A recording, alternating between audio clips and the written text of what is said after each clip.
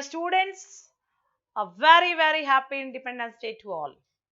हम आज 74वां स्वतंत्रता दिवस मना रहे हैं, एक लंबी जर्नी स्वाधीन भारत में। अच्छा है और लगातार हम एक स्टेप, एक कदम ऊंचाइयों को टच कर रहे हैं with a lot of logical input. और उस लॉजिकल इनपुट में कहीं ना कहीं फिजिक्स का बहुत बड़ा योगदान है।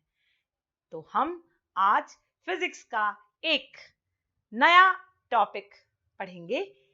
हमने रिफ्रैक्शन टॉपिक कंटिन्यू करा था और उस रिफ्रैक्शन टॉपिक में मैंने दो पैरेलल रिफ्रैक्टिव इंडेक्स पर आपको किस तरह से लाइट रिफ्रैक्ट होती है और क्यों रिफ्रैक्ट होती है, ये सब कुछ पिछले वीडियो में समझाया था।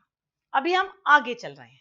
अब कुछ नहीं किया, हमने ग्लास वही लिया है जिससे हमने वो ग्लास स्लैब बनाया था, लेकिन हमने क्या चेंज कर दिया? स्ट्रक्चर चेंज कर दिया। और अगर स्ट्रक्चर चेंज होता है तो निश्चित रूप से कुछ ना कुछ नया तो हमको मिलेगा। हम देखते हैं कैसे ये जो स्फेरिकल रिफ्रैक्टिंग फेसेस जब हम डेवलप कर देते हैं तो किस प्रकार से वेज ऑफ रिफ्रैक्शन और formation of image, change in the position of object कैसे यहाँ परिवर्तित होती है, हम उसके लिए आगे आ रहे हैं। अब आप देखिए, मैंने यहाँ लिखा है convergence and divergence conditions in lens. अब आप मुझसे पूछेंगे लेंस क्या है? ओके, वैसे हम 6, 7, 8 से पढ़ते चले आ रहे हैं लेंस। लेंस होता लेंस होता क्या है? लेंस होता क्या है? तो लेंस एक ग्लास बॉडी है, एक ग्लास बॉडी है। ये काय का बना होता है? ग्लास का, ठीक है। और इसके दोनों रिफ्रैक्टिंग, एक ये जो भी बाउंड्री होती है ना, जैसे यहाँ पर एयर है और यहाँ पर ग्लास है, ठीक है, और यहाँ पर ग्लास है और यहाँ पर एयर है, तो दो सेपरेटिंग इंटरफेस मिल रहे हैं आपको? नहीं मिल रहे हैं? दो सेपरेटिंग फेस मिल रहे हैं। मतलब इधर से लाइट जब जाएगी तो एयर से ग्लास में जाएगी, फाइनली उसको रेयरर से डेंसर में जाना है, और जब उसको ग्लास से निकल के बाहर निकलना है तो उसको डेंसर से रेयरर में जाना है। क्यों जाना है? क्योंकि ये जो ग्लास होता है ट्रांसपेरेंट है, it can allow the light to pass through. ये ओपेक नहीं है, नहीं तो बाउंस बैक कर देता। तो हमने क्या किया, इसको अब हम पढ़ेंगे कि एक्चुअली अब सपोज करो ये यहां पर था नहीं, हमारा ये ऐसा स्ट्रक्चर है, ये ग्लास है, ये पूरा ग्लास का बना मटेरियल है, ठीक है, ये पूरा ग्लास का है, ठीक है। इसका एक एग्जैक्ट सेंटर होगा, ऑब्वियसली पोल, पढ़ाया आपने। इस पोल से अगर हम कोई लाइन पास करते हैं, हॉरिजॉन्टल लाइन, तो ये हो जाती है हमारी प्रिंसिपल एक्सिस, ठीक है, ये हो जाएगी हमारी प्रिंसिपल एक्सिस। अब इस पे अगर हमने कहीं एक ऑब्जेक्ट रखा तो ऑब्वियसली यहां पर हमने एक ऑब्जेक्ट रखा, ऑब्जेक्ट तो रखा, और इसको ड्रॉ करने के लिए, इस सरफेस को ड्रॉ करने के लिए, कोई भी सेंटर को ड्रॉ, सर्कल को ड्रॉ करने के लिए उसके पास एक सेंटर होता है, और इसका अगर ये पार्ट हटा दें तो ये शेप हमको मिलता है। इसको बोलते हैं हम curvature. Curvature, line in form of a curve, surface in form of a curve.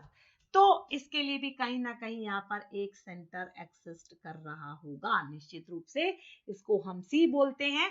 और यहाँ ऑब्जेक्ट से, अब जो ऑब्जेक्ट है वो सोर्स हो गया, एक्चुअली वो हमारा सोर्स हो गया। उस सोर्स से हमारी एक लाइट की रे निकली, एक रे हम मान के चल रहे हैं, रे ऑप्टिक्स है, हम एक रे मान के चल रहे हैं, हमने एक रे निकाल दी। जैसे ये रे निकली, ये कहीं ना कहीं इस सरफेस को जाकर निश्चित, इससे निकलेंगी बहुत सारी रेस, मैं ये नहीं कह रही हूँ, लेकिन हमको सिर्फ एक ही कंसीडर करना है, ठीक है ना। ये रे डायग्राम है, रेस डायग्राम नहीं है, ये रे डायग्राम है। सिंगल रे को हम मैनेज करेंगे, उसको स्टैंडर्ड मान के बाकी रेस को उसी तरीके से कंसीडर कर लेंगे, ठीक है ना। जैसे एक हमने आइडियलाइज्ड रूल बनाया और उस रूल को जो बच्चा पूरी तरह से फॉलो करता है उसको हम आइडियल स्टूडेंट बोलने लगते हैं और फिर बोलते हैं इसके जैसा बनो। टीचर्स बोलते हैं ना इसके जैसा बनो।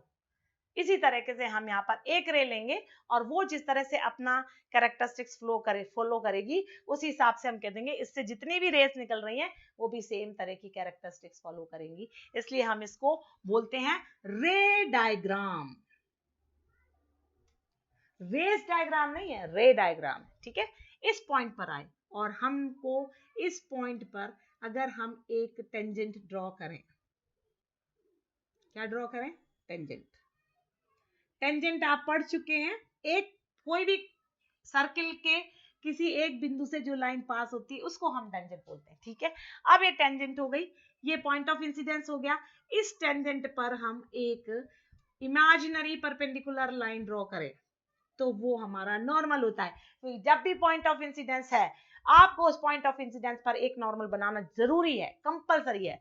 तो फिर हमारे पास एक ये लाइन मिल गई हमको, और ये जो लाइन हमको मिली है जिसको हमने टेंजेंट के परपेंडिकुलर बनाया है उस लाइन को बोलते हैं हम नॉर्मल, ठीक है। ये normal imaginary perpendicular line at point of incidence and it is always along radius, मतलब रेडियस ऑफ कर्वेचर या सेंटर से पॉइंट ऑफ इंसिडेंस को जब भी आप लाइन को ड्रॉ करोगे आपको हमेशा यहाँ पर एक नॉर्मल लेगा। ये एंगल ऑफ इंसिडेंस है। रे को जाना है रेयरर से डेंसर में, निश्चित रूप से वो बेंड होगी टुवर्ड्स द, बेंड होगी अवे फ्रॉम द नॉर्मल, ठीक है। आपकी जो रे रेयरर से डेंसर में जाएगी, ये आपका नॉर्मल है तो रे हमारी बेंड होगी टुवर्ड्स द नॉर्मल, झुक जाएगी नॉर्मल की तरह। शॉर्टेस्ट पाथ फॉलो करने के लिए उसको अपना टाइम मैनेज करना है, उसको उसी समय में कम स्पीड से वो रास्ता कवर करना है, शॉर्टेस्ट पाथ उसने फॉलो करा है।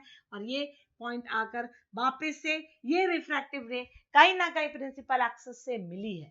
तो प्रिंसिपल एक्सिस से जब कोई रिफ्रैक्टेड रे आकर मिलती है वहां पर हमको एक इमेज बन जाती है, मतलब जो ऑब्जेक्ट यहां रखा था वो इसमें हमें यहां दिखाई देगा। मतलब ऑब्जेक्ट हमने यहां रखा है लेकिन वो object at the same time inside the body यहां दिखाई देगा जहां पर उसकी इमेज बन रही है, ठीक है। उसकी परछाई जहां पड़ रही है वहां पर हमें वो ऑब्जेक्ट भी दिखाई देगा। तो इस तरह से ये रे क्या हो गई है? कन्वर्ज हो गई है। और जब कन्वर्ज होती है और प्रिंसिपल एक्सिस से मिलती है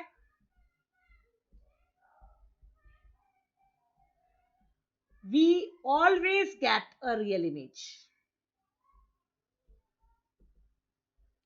अब आप मुझसे पूछेंगे रियल इमेज क्यों? रियल इमेज स्क्रीन पे ली जा सकती है बेटा, रियलिटी होती है उसकी। वो हम अगर फोकस करेंगे ना किसी दीवार पर तो दीवार पर वो इमेज हमको दिखने लगती है। तो जब स्क्रीन पे किसी इमेज को हम ले सकते हैं वो हमारी रियल इमेज है। और ये कंडीशन कन्वर्जेंस कंडीशन कहलाती है किसी भी बल्ज किसी भी सरफेस के लिए। कॉन्वेक्स सरफेस अगर हम ले रहे हैं किसी भी सरफेस के लिए, ये हमारा कौन सा कंडीशन कहलाएगा? Convergence condition. कन्वर्जेंस कंडीशन तभी एग्जिस्ट करती है जब हमारी रिफ्रैक्टेड रे एक्चुअली जाके प्रिंसिपल एक्सिस से मिल जाए। और वहां जब भी एक रिफ्रैक्टेड रे प्रिंसिपल एक्सिस पे जाके मिलती है always there will be a formation of image and this formation of image will be real. Image can be taken on a screen. Clear? 4. So now I am coming to next part here. So next part now we are having, ये actually आपके syllabus में है नहीं, ये topic आपके syllabus में नहीं है, 10th लेवल पर नहीं है, लेकिन हमको उसका बेसिक तो समझना पड़ेगा। भैया ये रे झुक क्यों रही है, क्या जरूरत है इसको अपनी जगह सीधी आ रही सीधी जाए, क्यों फोकस पे जा रही है, उसको समझने के लिए मैं ये चीज आपको बेसिकली समझा रही हूँ ताकि आपको ये चीज आगे तक काम आएगी। और नहीं तो आपके दिमाग में ये जो कन्वर्जेंस डाइवर्जेंस, लेंस एक रियल इमेज बना रहा है, लेंस एक वर्चुअल इमेज बना रहा है, क्यों बना रहा है, काय के लिए बना रहा है, वो सब चीजें आपको क्लियर हो जाना चाहिए। ये बेसिक नॉलेज है। और इसके बाद अब आपके लिए जो रूल्स हैं और जो इमेज फॉर्मेशन है बहुत सिंपल हो जाएगा। तो अब आप देखिए मैं डाइवर्जेंस भी आपको समझा देती। सपोज करो हमारा जो वो था वो इस टाइप में है, ये ग्लास है, depressed inside concave, bulged out outside convex, So here now again we will have one pole, and here we will be drawing one line, and this is again our principal axis. Principal axis means main axis है उसका, centre से जो line पास हो रही है, ठीक है। इसमें अगर हमने इसको ड्रॉ किया है तो इसका centre of curvature somewhere will lie on the left hand side. कहां पे लाई करेगा? Left hand side. हमने फिर यहाँ पर एक ऑब्जेक्ट रख दिया, ऑब्जेक्ट हमने पॉइंट रखा है बेटा, बस ये ध्यान रखना फिलहाल के लिए कि हमने पॉइंट ऑब्जेक्ट रखा है। ये रे सीधी चली गई पॉइंट ऑफ इंसिडेंस, यहाँ पर पॉइंट ऑफ इंसिडेंस बन गया हमारा ए। इस पर हमने फिर से एक टेंजेंट डाली है।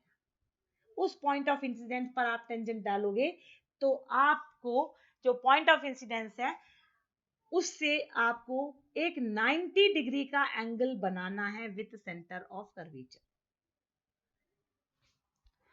तो जो पॉइंट ऑफ इंसिडेंस है और सेंटर ऑफ कर्वेचर है उसको अगर हम ज्वाइन करेंगे तो हमको मिल जाएगा नॉर्मल। अब ये नॉर्मल आ गया हमारा लेफ्ट हैंड साइड में, पिछले केस में नॉर्मल था हमारा राइट हैंड साइड में। वो डिफरेंस है इमेज का।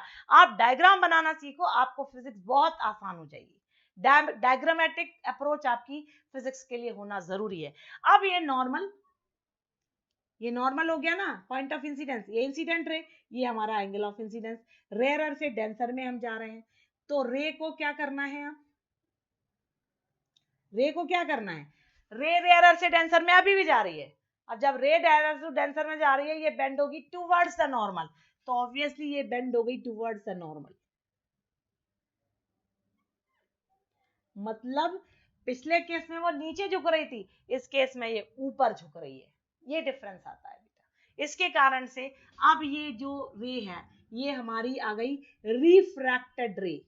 ये refracted ray do not go and converge at principal axis. कहीं से भी ये प्रिंसिपल एक्सिस पे जाके कन्वर्ज नहीं हो रही।